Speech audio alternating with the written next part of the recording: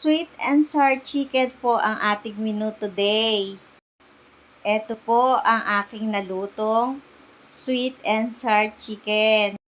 Una, syempre, manok. Pitsu po ang aking ginamit. At aking hiniwa ng maliliit. Tinimplahan ko siya ng paminta at asin. Tsaka ko hinalo. Tapos nilagay ko siya sa harina. Ngayon, nang mabalot ko na siya lahat, akin na po siyang ipiprito. Ayan, nagpainit na po ako ng mantika. Hayaan lang po natin siya dyan hanggang sa maging golden brown.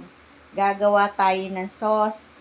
1 kutsarang harina, 1 kutsarang ketchup, konting paminta, 1 kutsarang asukal, 2 kutsarang suka, 1 kutsarang toyo, at 1 basong tubig.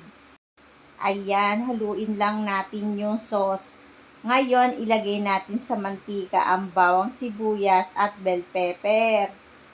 Pagkatapos, ilagay natin yung sauce na ating tinimpla kanina.